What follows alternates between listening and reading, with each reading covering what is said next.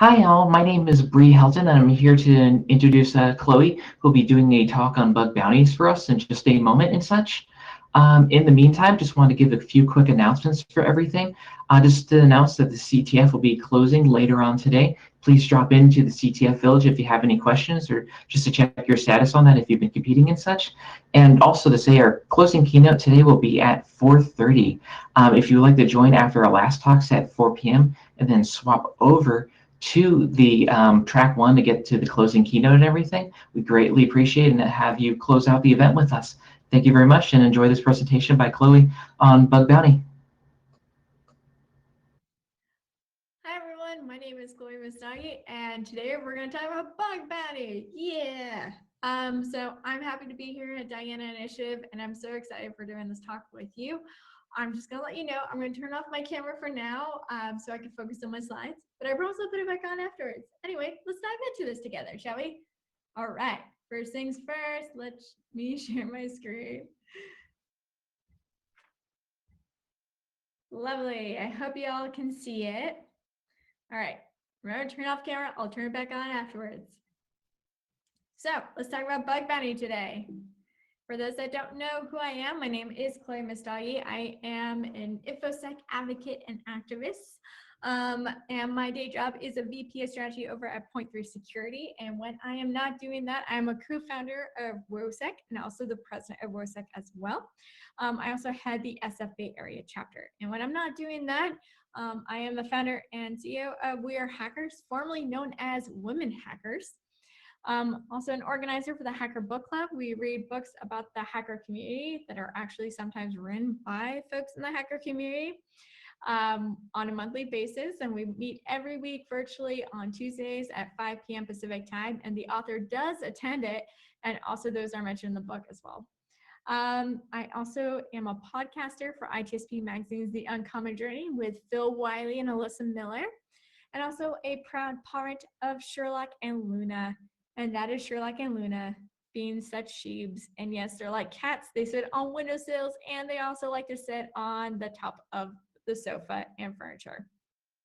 You can find me on Twitter. My DMs are always open, and also Instagram. My DMs are always open. So feel free to reach out on either one that you feel more comfortable, or both, whatever works best for you. All right, let's dive into the good stuff now. So today we're going to cover on different things: the what, the why, and how of bug bounty. Also, your brain gamified, the history of bug bounty. Also, safety first. You need to know the legal landscape, the best tools to use to get started.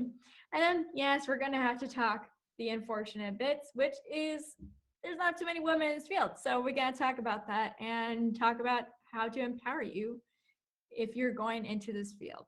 And last but not least, I will be around for Q&A. So first things first, what is bug bounty? Well, it's basically a transaction between submitting a bug and getting paid. This can be paid with money, this can be paid with kudos, this can be paid with high fives, this can be paid with swag, anything really, but usually money. So why do we need bug bounty? Well, in general, companies need outsider eyes and mindsets to find vulnerabilities that their team was unable to find. It's not saying anything bad about their own security team. It's just that sometimes we need outsiders to be able to look with diverse backgrounds to find vulnerabilities that our security team may not be able to pick up on. Bug bounty was never created to replace security team members. It was there to be a supplement to a security program. And this is why crowdsourced security is so important to practice, because it does keep people more safe. So how does it work? So depending on how critical the bug is, the amount of payout is higher. Just note you want to get in first, because there are people that start submitting duplicates because you were not there to do it first. Just please stay within scope is most important. Don't ever go out of scope, because if you go out of scope, chances are you might get removed from a bug bounty platform. Also, if you exploit, you will definitely get removed from a bug bounty platform. So don't exploit, kids. All right, next one. So we're going to talk about how our brains are stimulated by it. If those that know about me, I am obsessed about the brain and how the brain works. And I usually bring up the brain in every single talk I do. So first things first, let's talk about how our brains are actually stimulated by gamification. You know, besides dopamine, serotonin, endorphins being created when we have anything around gamification. But for those that don't know, gamification, bug bounty is included in that. So our brains are completely stimulated by it.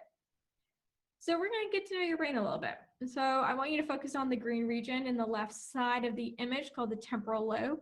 And on the right side of the image, you'll see the amygdala and hippocampus. Those are two sections within the temporal lobe that you need to know about because that is where gamification thrives. So let's first dive into the temporal lobe. So the temporal lobe is involved in processing sensory input into derived meanings for the appropriate retention of visual memory, language comprehension, and emotion association. This is where gamification thrives and where your amygdala and hippocampus are. So yeah, we're going to talk about your amygdala and hippocampus. So first things first, about the amygdala.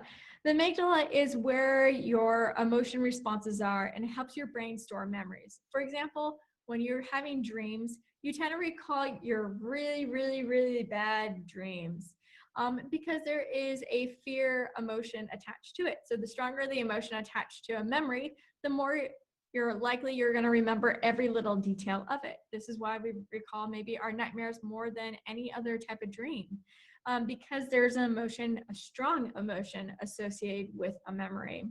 Now, it should be mentioned that the amygdala is completely subconscious, but it is that type of emotional response that when a timer is going off, that you are acting a lot faster.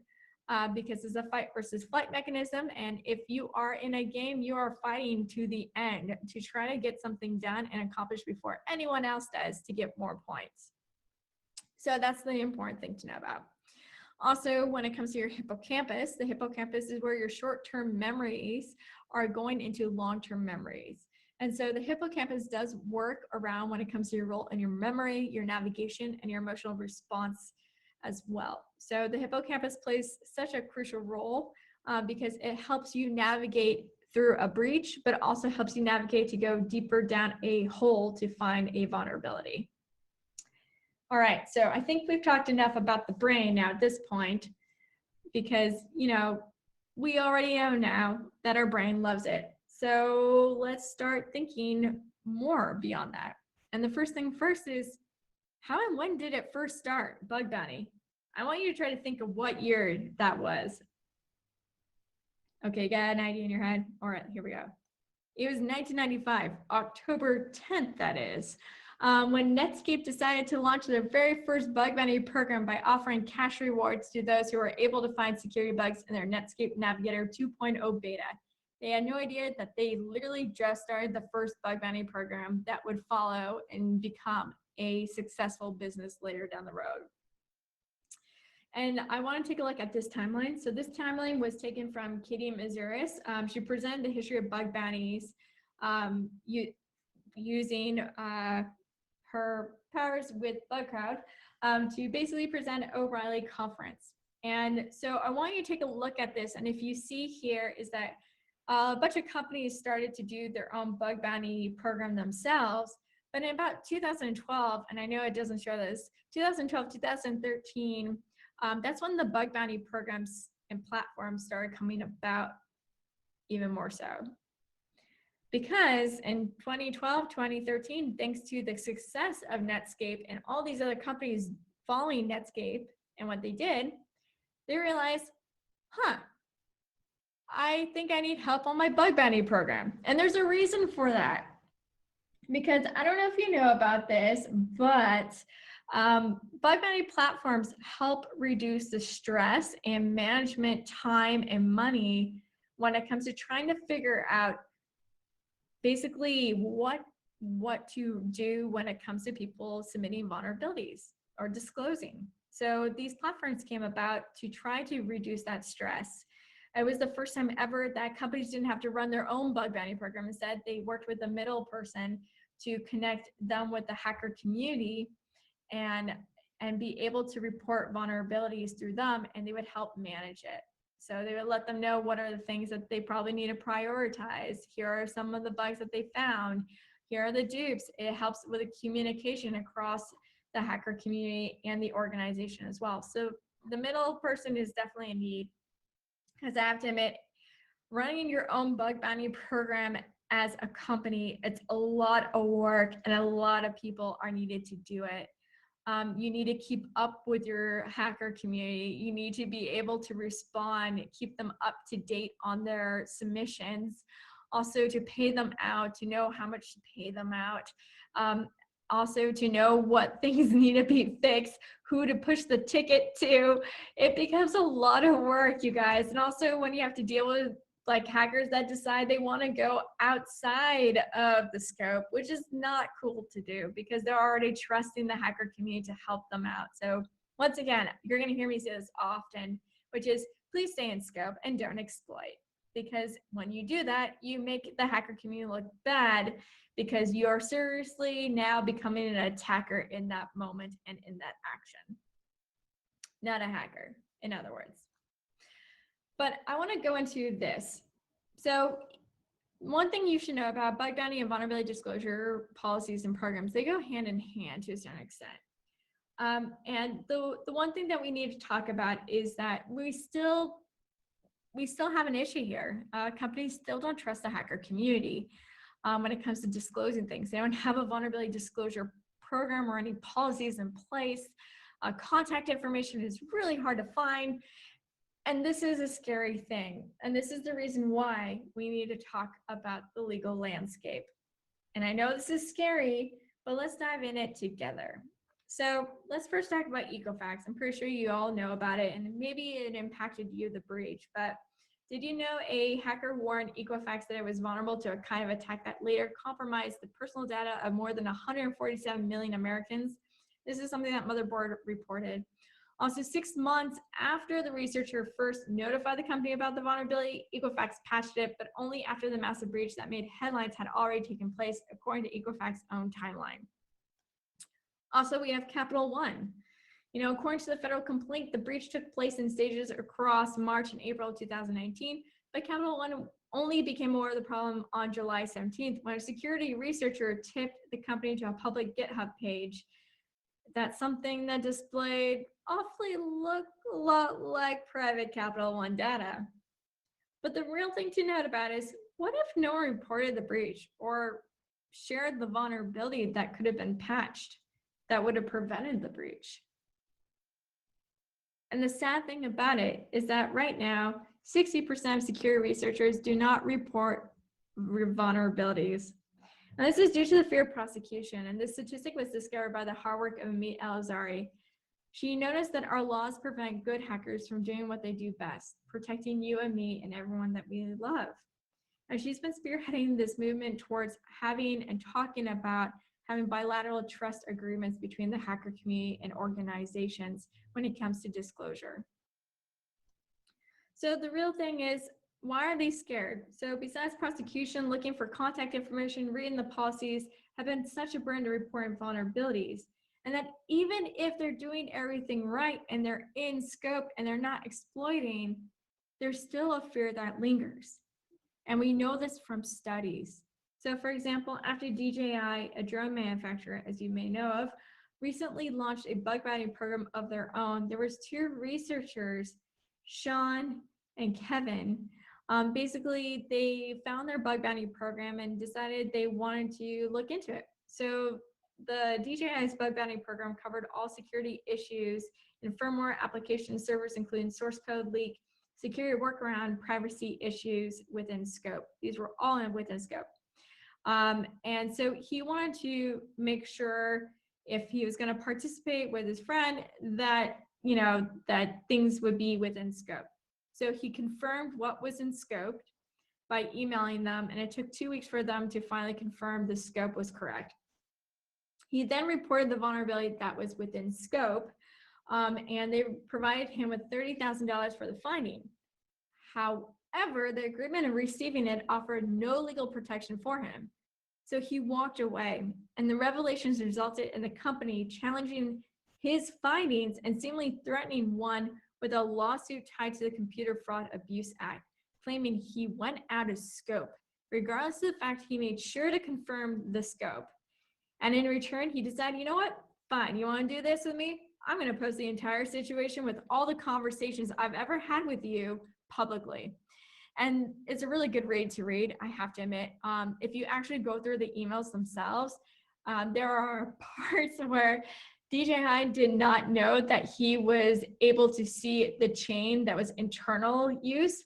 And you can see them saying how he's a threat to them. This could be a bad PR for them because he didn't want to sign or take that money. It's really good and fascinating thing to read.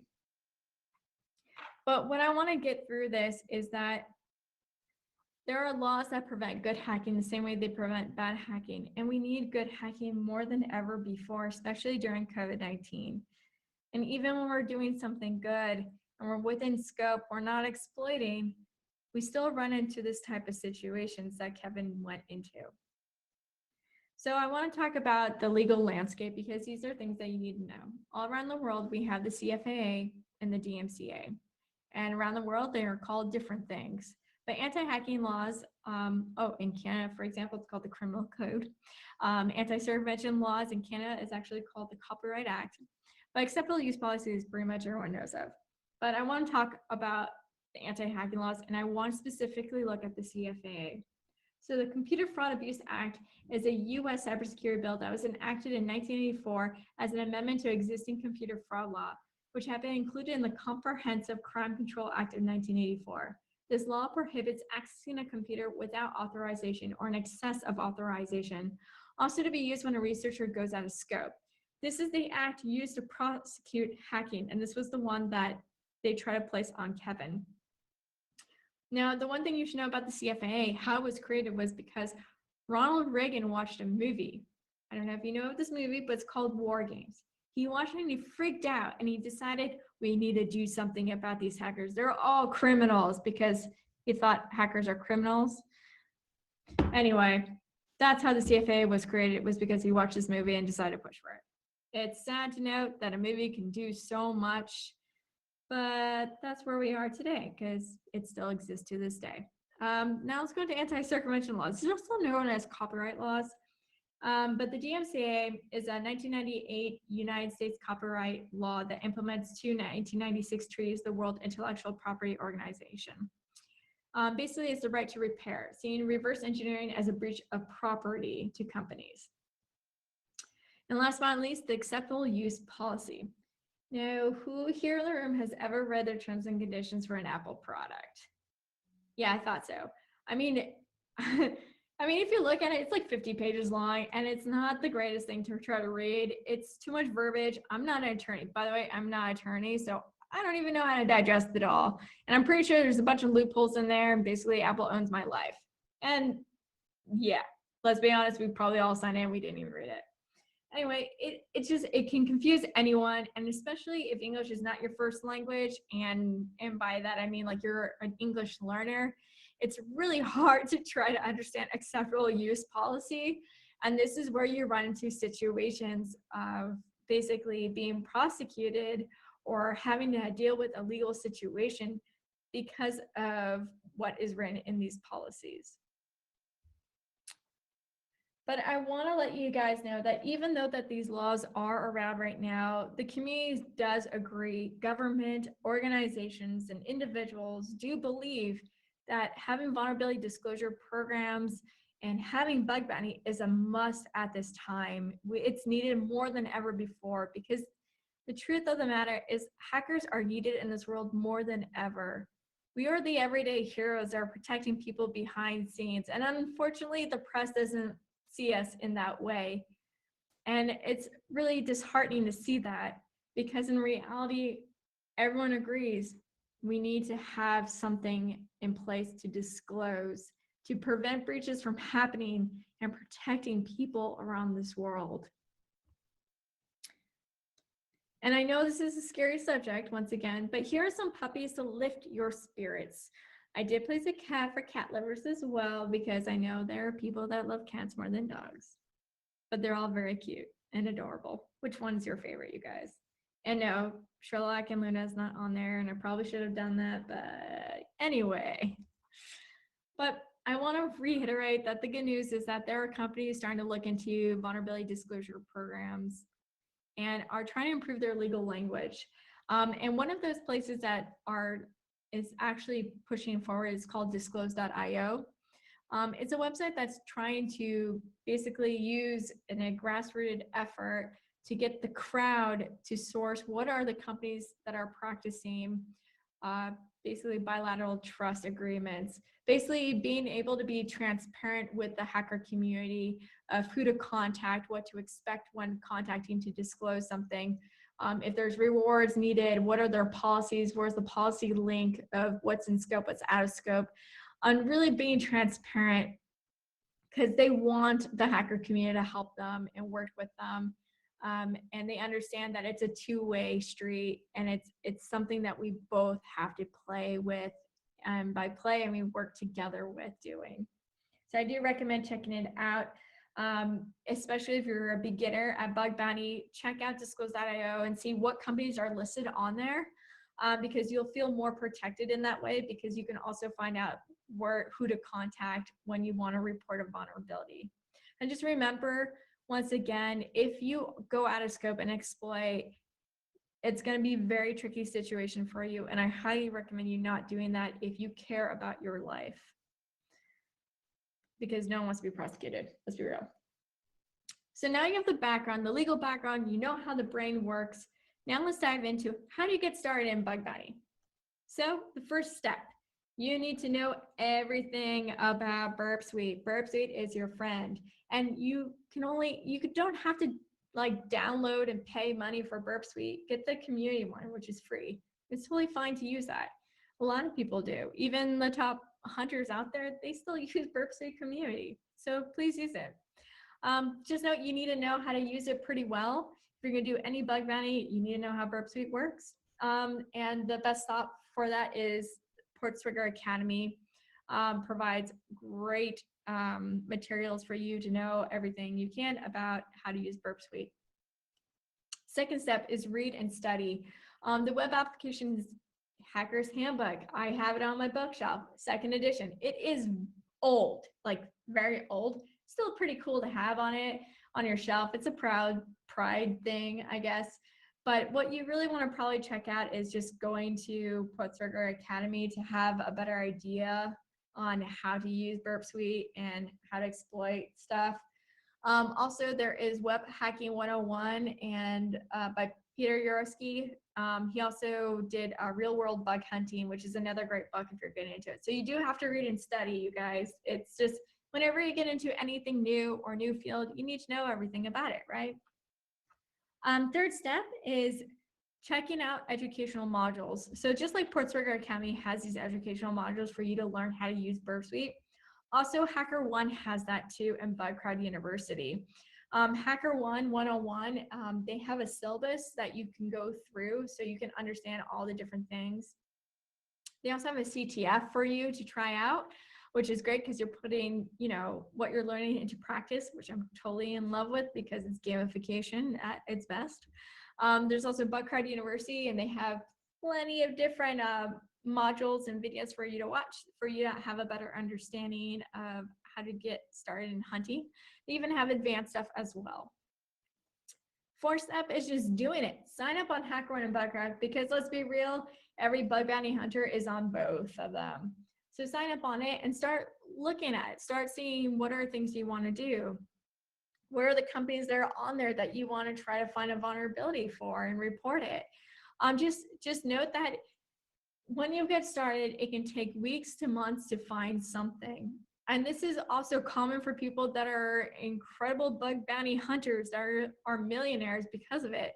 The chances are there are times where you're not going to find anything for weeks and months, and it's going to be disheartening. But the thing is, it's persistence and passion, which makes someone good at what they do in life. And so just know that about bug bounty hunting is that everyone starts at the very beginning, and you keep going forward by pushing yourself and being passionate about it. And it has to be more than just money of why you want to do it. There has to be another reason why you like doing bug bounty. Those are the most successful stories that I've heard. Also, make sure to check out disclose.io. You want to make sure that you are going to report to companies that support people like you, that care about hacker rights, that are fighting for hacker rights. because there's too many companies out there that are using the CFAA and DMCA against hackers when they report something. So it's important to work with companies that are wanting to work with you and want to protect your rights and not go after people in our community. And please remember this. If you get started in bug bounty, you have to promise to the bug bounty community that you will not go out of scope and exploit, because when you do, you make the hacker community look bad and companies lose trust. And it's taken so long to get to where we are today because of this bilateral trust that we have. And it's still a very fine line. So do not cross it, because when you do, you're crossing it against everyone in the hacker community and what they have fought so hard to get. And lastly, because we are talking also about women in bug bounty, we have to talk about it. And unfortunately, the statistics are that only about 4% of hackers in the world identify as women, and we have probably less than 1% that participate in bug bounty. And the reason for that is that it's very male dominated, and it can be very aggressive, and it does harass women in online communities. I am not going to lie about that. I have dealt with it. It is not fun. And yes, many of us actually use fake male names for protection. And this is also because there's not as many women, because there's a lack of representation. Unfortunately, it is true. When we don't see people that are like us in a certain field, it's disheartening, and it's even a harder climb to get to, because we need to have representation everywhere to be able to be successful and to know that we can achieve it too. So just note that there are women out there that have become successful in bug bounty, and those are folks that you want to follow, and we'll talk about those in a bit, I promise. But the next step for you to do is to join supportive communities. It's very, very important for you to do so. Supportive communities help us so we don't feel isolated and alone when we're getting started, or even when we're in it and we're advanced, at least we have each other's backs. And so it's important to note that there are communities out there that are there to support you. And this could be in these giant bug bounty forums. There are some private groups just for women in there. You just kind of need to know who to ask in it. But if you are in any of the big ones, just reach out to me and I'll let you know and get you a private invite if needed. Also do note that a lot of companies at this time are pushing for basically bug bounty platforms such as Bugcrowd, HackerOne, and Synack to get more women onto their platform, because they understand with diverse people, you find other vulnerabilities that other people cannot, because our backgrounds are who we are and have formed us, and we see the world differently, and that's why we find things different from other folks. And that's why it's important to make sure that there are women that are represented in the bug bounty field, so then we can able to find more vulnerabilities than other people can. And so that's really important, and that's why companies are trying to push for that change, because those statistics are bleak. I am not gonna lie, hold back on it. It is terrible to see those numbers when you think that 50% of the world are women. So it shouldn't be this way. It should be easy for us to participate in it. And unfortunately, it can at times, but at many times, a lot of times, doors are closed to you. So that's why it's really important to be a part of communities that are going to support and empower you. And there are bug bounty women groups that have been formed. We are hackers, formerly known as Women Hackers. We actually started a bug bounty group within it. We have a public one and a private one inside We Are Hackers. So do feel free to join us. You just simply apply by going to our website and basically sharing your LinkedIn profile, why you want to join, and your email. And once again, this is for marginalized genders. This isn't just for women. This is for anyone who is not a cis man. Because we know how hard it is to be marginalized in this field. It is not fun sometimes, and it's annoying when you get harassed, and we want to be there to support you. So I do recommend joining us if you want to get in bug bounty or you're in bug bounty, because we have a pretty cool platform within it to support one another in bug bounty and how to get started. And also, last but not least, like I mentioned earlier, we need to follow these badass people who are rocking in bug bounty. Insider PhD, she has an incredible YouTube page that basically shares how to get started, what are the best tips when you're getting started in bug bounty, and I highly recommend it. And then you have Alyssa Herrera and Security Bytes, also known as Jesse Kinzer. And I have to admit, those two people inspire me and probably would inspire you too in bug bounty. They are killing it and have been killing it for many years in bug bounty. And I have to admit, these are incredible people to follow. And I probably am missing some folks, but I promise you, these are at least 3 of them that you can definitely follow at this time. So I'll review some steps. Sign up for HackerOne and or BugCrowd, because you have to do both anyway if you're a hunter. That's what everyone does. Download Burp Suite Community is completely free, and you need to learn how to use it because Burp Suite is your tool besides Google. Google's my other big tool, I guess. Also, know your rights and what companies are supporting ethical hackers, because we are at a point right now that we are not going to keep dealing with companies that are going to attack our community members that are doing their job and staying within scope and not exploiting. Heck no, we're not going to work for those companies, and we won't report disclosures at all. And by disclosures, I mean we're not going to submit any vulnerabilities to them if this is the way they're going to act, because we need to protect each other more than ever. Just like companies protect themselves, we're protecting our community as well. Study and read the Web Application Hackers Handbook, the 2nd edition, if you want. But once again, you just go to Portsburger Academy to learn everything that's on there. Web Hacking 101 and Bug Bounty by Peter Yursky are really good books, so check them out. You need to read and study them. Also ask questions. Once again, Google is your best friend. Google before you go and DM anyone on Twitter around Bug Bounty, because let me tell you, most of the time those answers are in Google. So please do that first. Check out these education platforms: HackerOne, 101, BugCrowd University, Portsburger Academy. Those are 3 really good ways how to learn how to use Burp Suite, but also how to do bug bounty in general. Sign this ethical hackers rights petition and share it.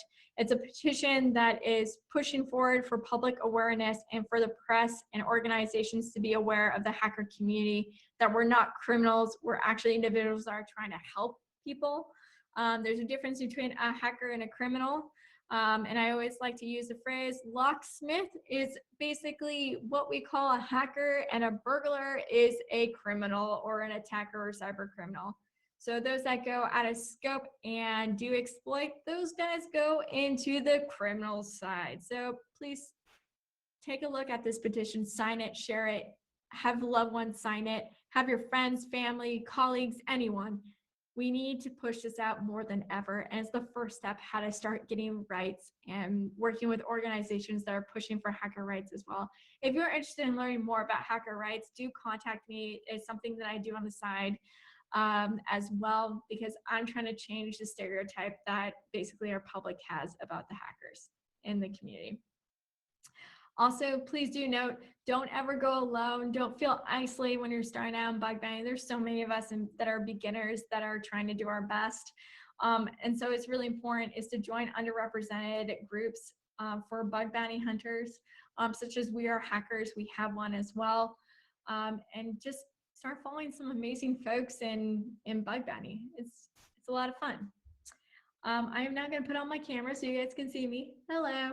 Anyway, let's go into the final thing, which is thank you guys so much for existing, and thank you to Diana Initiative for giving me the opportunity to give a talk about bug bounty. You guys feel free to reach out to me at any time. My DMs are open on Instagram and Twitter. That is my handle right there, and that is my website. If there's anything you want to know about me or anything at all, it is on there.